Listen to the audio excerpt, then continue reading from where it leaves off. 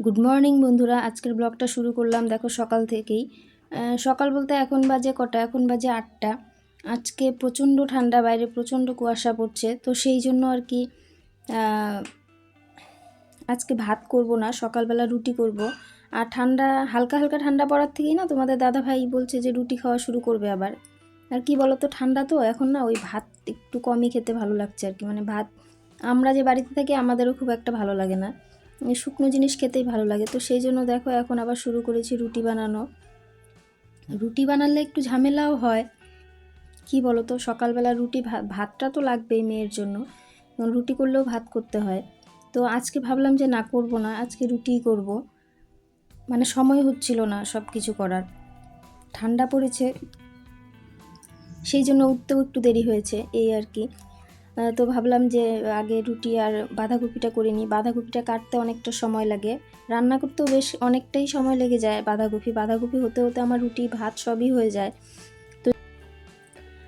তো রুটি আমি এখানে খুব বেশি করিনি, তোমাদের দাদা ভাইয়ের জন্য 2-3টে রুটি দিব। আর তুলির একটা, আমি একটা খাবো, মা একটা খাবে, একদম হিসাব করেই বানানো। কেন কি রুটিটাও না, রুটি না যে কোনো জিনিসই দেখবে শীতকালে ঠান্ডা জিনিস খেতে ভালো লাগে না, সেই জন্যই কিন্তু কাজ একটু বেশি। কেন কি যখন খাওয়া হবে তখনই বানাতে হয়, সেই জন্য। তো ওই যে হটপটটা দেখো পেয়েছিলাম, এটা ফ্রিতে পাওয়া, খুবই ছোট্ট। তো এটাতে ভাত দিয়েছিলাম একদিন, ভাত খেতে একটু অসুবিধেই হয়, মাখা যায় না, একদমই ছোট। 1000 ml দেওয়া আছে, কিন্তু 1000 ml কিন্তু না। তো সেই জন্য আর কি এটাতে রুটি ছুটি দেওয়া ঠিক আছে। এই যে ঘুম থেকে উঠেছে একটু দেরি করে আমার মেয়ে, তো ওকে ওই যে রুটি আর বাঁধাকপি দিচ্ছি, ওটাও খাবে। আর ওইদিকে ওর বাবারটা রেডি করে ফেলবো। আর কি বলো তো, করে আবার বাজারে গেলে না অনেকটাই সময় চলে যায় ওখানে। ওখান থেকে এসে আবার ওই যে বললাম আকাশ প্রচণ্ড খারাপ, প্রচণ্ড কুয়াশা পড়ছে, তো জামা কাপড় আর কত ভিজাবো। বাইরে প্রচুর জামা কাপড় জমেছে, এগুলো একটাও শুকোতে পারিনি, 2 দিন হয়ে গেল আকাশের এই পরিস্থিতি। তো সেই জন্য আর কি ভেবেছি এসে স্নান ধ্যান করে তারপরে একবারে রান্না বসাবো। আর একবার রান্নাঘরে ঢুকলে না পরে আর বেরোনো হয় না, সম্ভব হয় না, সব কিছু না সেরে আর বার হওয়াই হয় না। তো এখানে যে মেয়েকে দিচ্ছি, ও কিন্তু খুব একটা ভালোবাসে না রুটি, কিন্তু জানি না আজকে হঠাৎ বললো হ্যাঁ খাবো বাঁধাকপি দিয়ে। বাঁধাকপি নাকি খেতে ওর ভালো লাগে, এখন বড় হচ্ছে, এখন একটু একটু বলে, আগে কোনো সময় বলতো না, এবছর আমি শুনছি একটু একটু আর কি। তো জানি না ওকে কবে খেতে দিয়েছিলাম, আজকে বললো, মানে বোঝা গেল যে ওরও খুব একটা ভালো লাগে না ঠান্ডায় ওই ভাত টাত খেতে। তো দেখো খেতেও পারছে না ঠিকঠাক। আর রুটিটা ছিঁড়ছেও এক হাত দিয়ে, তো বললাম 2 হাতে ছেড়, বললে না আমি এক হাত ধুয়ে আসিনি, ওই সেই জন্য আর কি। ওর শুধু ডান হাতে ছিঁড়তেও পারছে না, একটু অসুবিধে হচ্ছে। আর কি বলো তো, ও না এসব জিনিস খুব একটা যে খায় তা না, হয় না, এখন একটু বড় হচ্ছে, অনেক মুখের রুচি পাল্টাচ্ছে আর কি। তো বাঁধাকপি দেখো উঠেও, চিমটি দিয়ে উঠাতেও পারে না, এভাবেই মুখে দিচ্ছে। তো ওইদিকে দেখো আমি টিফিনটাকে রেডি করে তারপরে বাকি যা বাঁধাকপিটা ছিল বাটিতে তুলে ফেলেছি। ওইদিকে আমার শাশুড়ি মা যে জল গরম বসিয়েছে, ঘুম থেকে উঠে এসে উনি একটু জল গরম খায়। একটা ফ্লাক্স আছে, সেটা একদমই ছোট, তো সেখানে জল রাখলে না খুব বেশি এখন থাকে, মানে খুব বেশি তো আটে না, 500 ml জল আটে, তো সেটা আমার মেয়েরই লেগে যায়। আর সকাল থেকে মানে সারাদিনই ও গরম জলই খায়, তো ওটার মধ্যে কী বলো তো, একটু হালকা উষ্ণ গরম জল ভরে রাখলে ও খেতে থাকে, নইলে একটু পর পরে সে গরম করে দিতে হয়, তাতে অসুবিধে হয়। তো এখানে দেখো ওই যে একটা রুটি, তো এটা আমি খাবো, তো যেহেতু এটা আমি পরে খাবো সেই জন্য এটাকে টিফিন বক্সে রেখে দিয়েছি। আর দেখলাম যে ও রুটিটা কোনোভাবেই ছিঁড়তে পারছে না, তো সেই জন্য আর কি রুটিটাকে একটু ছিঁড়েও দিচ্ছি, ছিঁড়ে একদম বাঁধাকপিতে লাগিয়ে তারপরে দিতে হবে, নইলে ও বুঝতেও পারছে না কীভাবে। বললাম না খেতে হয়, কখনো তুলে খায়নি, এখন একটু একটু দিচ্ছি। তো প্রথম দিকে আমার একটু রাগও হয়, তারপরে আবার কি করব, যেহেতু পারে না, শেখায়নি, তাহলে ওইভাবে তো হবেই, তাই না, শিখতে গেলে ওরকম একটু হবেই। বাইরে কুয়াশার জন্য দেখো ঘরে লাইট ছাড়া কোনো কিছুই করতে পারি না, এমনিতেই আমরা লাইট ছাড়া কিছুই করতে পারতাম না, মানে সব ঘরগুলো আমাদের অন্ধকার অন্ধকার। আর সেখানে যখন বাইরে মেঘলা আকাশ থাকে বা কুয়াশা থাকে, তো তখন তো আরোই অন্ধকার, কোনোভাবেই থাকা যায় না সেখানে, থাকা যায় না, মানে লাইট ছাড়া দেখাই যায় না। ভিডিওগুলো দেখো আমার খুব একটা ভালো হচ্ছে না, আর কি বলো তো, মানে আমার লাইটটা না উল্টো সাইডে হয়েছে, সেই জন্য আরও অসুবিধা হয় বেশি। অসুবিধা একটু বেশি হয় যে মাথার ছায়াটা পড়ে, তো সব কিছু ঠিকঠাক করে উঠতে পারি না।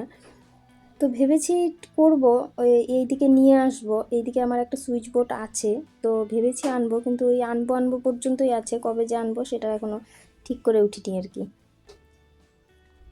তো এখানে দেখো মেয়ের ঝাল লেগে গেছে, ঝাল একদমই খেতে পারে না। আর কি বলো তো, মোয়া খায়, তা মোয়া খাচ্ছে কিছুদিন থেকে, মোয়া খেতে ওর প্রচণ্ড ভালো লাগে, মুড়ির মোয়া। তো সেটা খেলে দেখবে মুখের ছাল ঠাল উঠে যায় আশেপাশে, বেশি বেশি কামড় দিলে, তো সেটাই হয় ওর, সেই জন্যই ঝালটা বেশি লাগে। তো আমি ভাবলাম যে এভাবে খেতে ওর অনেকটা সময় লেগে যাবে, তো কিছুটা আমি খাইয়ে দিই, তারপরে বাকিটা ও খাবে, নইলে না পেট ভরে খেতেও যাবে না, কিছুক্ষণ খাওয়ার পরে বলবে আমার আর ইচ্ছে করছে না, পেট ভরে গেছে। তো সেই জন্য, যেহেতু ও রুটি কোনো দিনই খায়নি, এর বয়সী বাচ্চারা কিন্তু 2-3টে রুটি খেতেই পারে, কিন্তু ওর একটাই খাওয়া খুব মুশকিল হয়ে যায়। নিচে দেখো, ওইদিকে দেখা যাচ্ছে কিছু সবজি কেটেছি, যে বাঁধাকপির খোসা, আরও অন্যান্য যা সবজি রান্না করবো আর কি, কিছু কিছু কেটে রেখেছি। তো বন্ধুরা, তোমরা যারা আমার নতুন বন্ধু আছো, নতুন নতুন বন্ধু হয়েছো, তো তারা এখনও সাবস্ক্রাইব করোনি চ্যানেলটাকে, তো চ্যানেলটাকে সাবস্ক্রাইব করে পাশে থাকা বেল আইকনটাতে ক্লিক করে, অল বাটনে ক্লিক করে নোটিফিকেশনটা অন করে রাখো, তাতে করে আমি যখনই ভিডিও আপলোড করব সবার প্রথমে তোমাদের কাছে পৌঁছে যাবে। আর ভিডিওগুলো ভালো লেগে থাকলে অবশ্যই লাইক কমেন্ট শেয়ার করো। এখানে দেখো মেয়েকে খেতে দিয়ে আমি চলে গেছি, ওকে বললাম এদিকে একটু তাকা, আমি একটা ছবি তুলি, দেখো একটু হেসে দিয়েছে। তো তারপরে চলে এসেছি বিছানা তুলতে, দেখো বিছানায় এখন অনেক কিছুই কমে গেছে, কি ছোট ছোট যে ব্ল্যাঙ্কেটগুলো ছিল সেগুলোকে সরিয়ে দিয়েছি, এখন আর ওই পাতলা ব্ল্যাঙ্কেটে হয় না। আর ওইদিকে দেখো ওয়ালের মধ্যে আমার মেয়ে ছবি এঁকে লাগিয়ে রেখেছে, সব হনুমান, কৃষ্ণ, সরস্বতী, এখানে কি আছে, হাতি, আর ওইদিকে একটা দৃশ্য, আর ওইদিকে সম্ভবত একটা শিব ঠাকুর আছে, ঠিক বুঝতে পারছি না। আর মাঝখানে যে আয়নাটা দেখতে পাচ্ছ, তো সেটা কিন্তু আমি বানিয়েছি, হয় না ওই যে এক সময় এই যে এই সুতোগুলোর কাজে, এই সুতো দিয়ে ব্যাগও হয়, মানে নানান ধরনের জিনিস হয়। প্রথম যখন বেরিয়েছে তখন আমার খুব ইচ্ছে হয়েছিল ওটা শেখার। তো এটা না সাধারণত 2টো গিট দিয়েই হয়, যত রকম ডিজাইন আছে সব 2টো গিট দিয়েই হয়। তো সেই 2টো গিট শেখার জন্য আমার থেকে 400 টাকা নিয়েছিল একজন একটা দিদিভাই এসে শিখিয়ে দিয়ে গেছিলো, আমরা 4-5 জন ছিলাম। তো তারপরে ওই গিটটাকে শিখেছিলাম 400 টাকা দিয়ে, 500 টাকা চেয়েছিল, 400 টাকা দিয়ে শিখেছিলাম। শেখার পরে দেখলাম মানে 2 দিনেই আমি শিখে গেছি, ওটা এমন কোনো ব্যাপার না, কিন্তু দেখো ওইটুকু দেখানোর জন্য, কি বলো তো, ও তো শিখেছে, তো সেইভাবে ও কিছুটা কামাই করে নিল। তো তারপরে যখন তখন আমার বড় ফোন ছিল না, তারপর যখন বড় ফোন কিনলাম, তারপরে দেখি ফোনেই তো দেখাচ্ছে কত কিছু। তো তারপরে এখান থেকে ফোন থেকে দেখে দেখে আমি অনেক কিছু বানিয়েছিলাম, ব্যাগ মোটামুটি 8-10খানা ব্যাগ বানিয়েছি। তো তার মধ্যে কিছু ব্যাগ বিক্রি হয়েছে আর কিছু হয়নি, প্রথম দিকে একটু বিক্রি করার ইচ্ছে চাহিদা ছিল, তো তারপরে হয় না, কোনো জিনিস নতুন নতুন উঠলে সেটা ততদিনের জন্যই থাকে, কিছু দিনের জন্যই থাকে, তো তারপরে কিন্তু সেটা আবার শেষ হয়ে যায়। যেমন নতুন নতুন শাড়ি ওঠে, দেখবে নতুন শাড়ি চলে যায়, আর যেগুলো নামি দামি শাড়ি সেগুলো কিন্তু সারা বছর একইভাবে চলে। তো সেরকমই আর কি, এটার চল খুব একটা নেই এখন, এখন আর ভালো লাগে না। তবে এই সুতো দিয়ে ঘরের যেসব জিনিস ডেকোরেশন হয় সেই সব জিনিসই ভালো লাগে। তো ওখান থেকে আমি অনেক কিছুই বানিয়েছিলাম, বানিয়ে এঁকে তাকে দিয়েছি, আর আয়নাটা আমি বানিয়ে রেখেছি ঘরে। আরও কিছু সুতো আছে, করি করি করে এখন আর ইচ্ছা হয় না করার।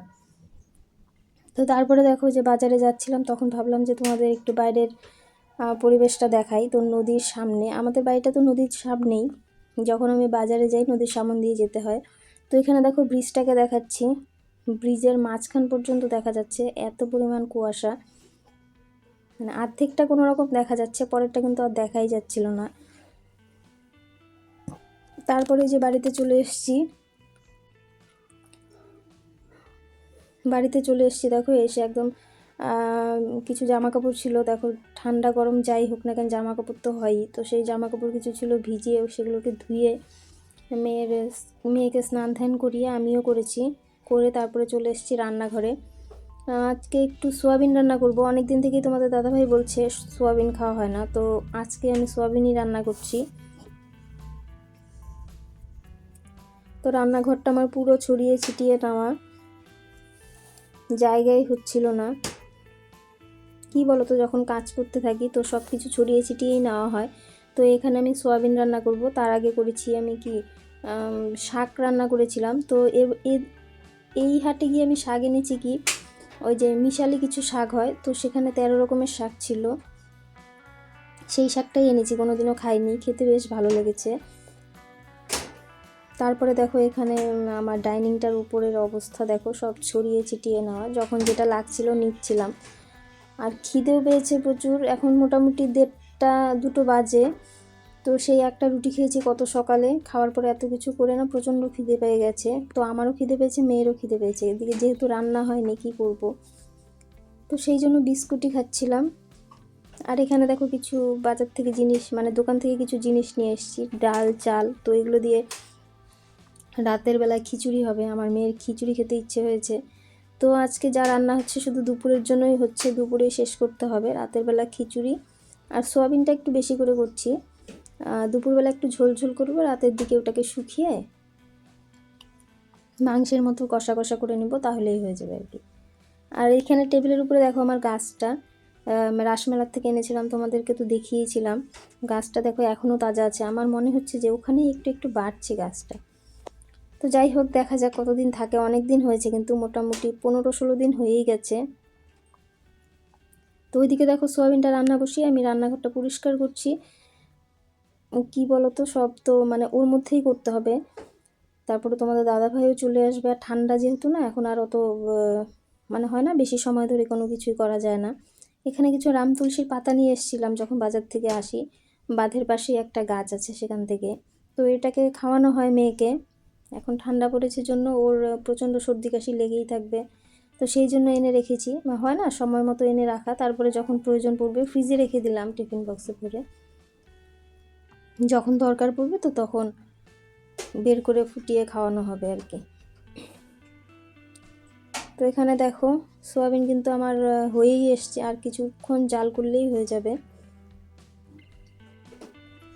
তো তারপরে আমাদের ঐশী কিন্তু বাড়িতে নেই, অনেক দিন হয়ে গেছে ঐশী বাড়িতে নেই, ও গেছে ওর মামার বাড়িতে, ওর মিনির বিয়ে চলে এসছে, তো সেই জন্য তো অনেক দিন থেকেই যাওয়া হয় না। তো আজকে মেয়ের আর্টও ছিল, তো ভাবলাম যে ওকে আর্টে দিয়ে তারপরে ওর সঙ্গে একটু দেখা করে আসবো। তো তারপরে ওই যে গেছিলাম ওদের বাড়ি, দেখো ও সবে ঘুম থেকে উঠেছে, ছোট্ট একটা ক্যারাম কিনেছে, তো সেটা নিয়ে বসেছে খেলতে, খুব খুশি হয়েছে আমরা যাওয়াতে। তো ঠিক আছে বন্ধুরা, ভিডিওটা আজকের মতো এখানেই শেষ করছি, দেখা হচ্ছে পরের ভিডিওতে। ততক্ষণের জন্য তোমরা সবাই ভালো থেকো, সুস্থ থেকো, এভাবেই আমাকে সাপোর্ট করো, আমার পাশে থেকো। টাটা।